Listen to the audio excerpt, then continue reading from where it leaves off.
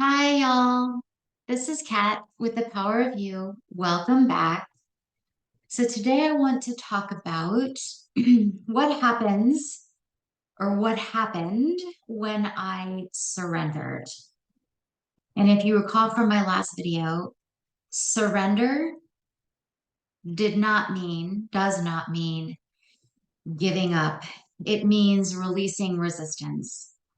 So, after I surrendered, it was literally less than an hour until I had what seemed like a random YouTube video recommended to me in my algorithm. Now, this was quite strange for me because the video that was recommended was absolutely nothing that I was familiar with, nothing that I had really ever heard of before. There would be zero reason for this video to be recommended to me by the YouTube algorithm or anyone else that knew anything about me, because most of my time was spent watching benzodiazepine tapering videos and all of those horrific and horrible stories. Um, I watched a lot of online sermons, through the evangelical Christian church. I watched a lot of those sermons. Um, and I was watching a lot of whole food, plant-based content creators, whether they were talking about the benefits of whole food, plant-based eating or, recipe creation, things like that. I like to just watch, different people putting different things together as far as their meals. So the video that was recommended to me was by um, doctor. I believe she has a PhD named Marissa Peer, and she is out of the UK. She is a psychologist, and I believe she was actually voted Great Britain's number one psychologist at least once. So she's very well known and very good at what she does. And so the video that came through was her talking about the power of the mind and the power of the mind body connection. And I listened to this video, and it was absolutely fascinating. And so the doorway that opened for me was that the thoughts that I'm thinking and the stories that I'm telling to myself and others are impacting me a lot, like a whole lot, as in big time. And this was a new concept to me. And my mind was pretty blown. And it got me thinking, wow, what what are the thoughts I'm thinking? What are the stories that I'm telling to myself, about my condition, my state of being, my current life experience?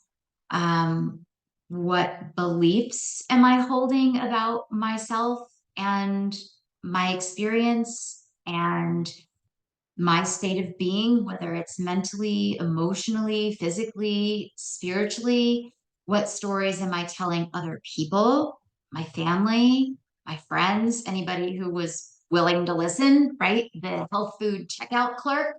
What stories am I telling all of them?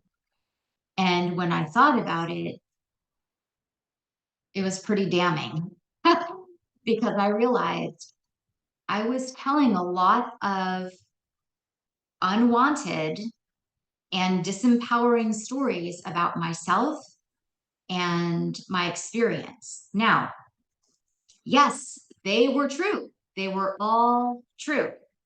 However, I came to understand that the more I focused on them and the more I told them, whether it was verbally or to myself or in an online forum or a group or a comment in a YouTube video, that I was feeding continuing to feed something unwanted.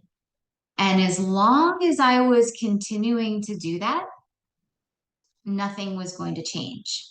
And so I really had to examine how the stories that I was telling, the thoughts that I was thinking were impacting my life and my body and my experiences. So Marissa had done a couple of examples. One of them was with, your arms out in front of you and a weighted, imagine that you had weights, on your arms or your hands or wrists, something like that.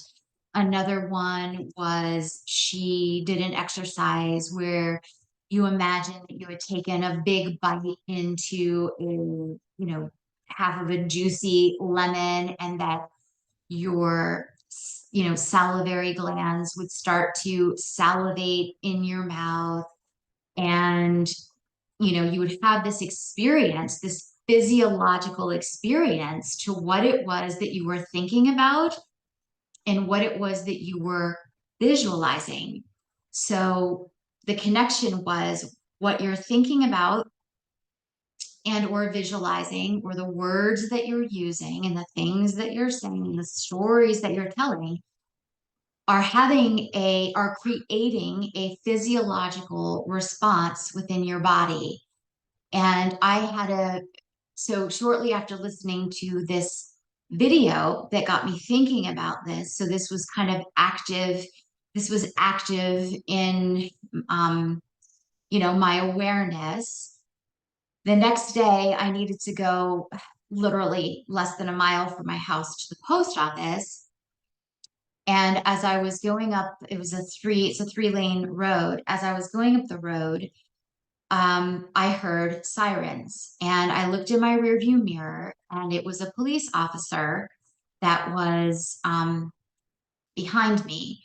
And just seeing the lights and hearing the sirens and thinking about, oh no, was I speeding? I don't want a ticket. Oh my gosh, that's the last thing I need right now, right?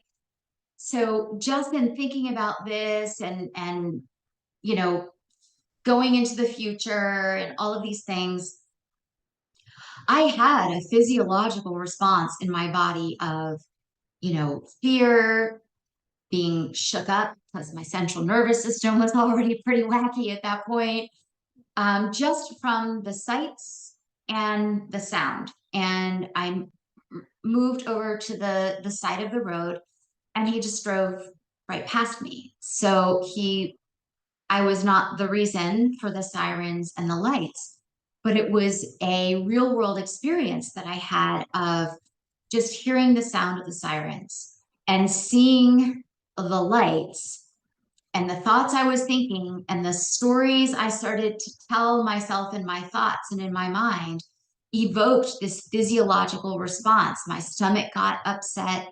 I got really nervous. I started to feel kind of shaken up, but nothing happened. I had no interaction with the police officer. It turned out to be absolutely nothing for me in my reality. And yet I had this physiological response. And so that drove home for me this idea of this mind body connection. What are you thinking about? What are your stories?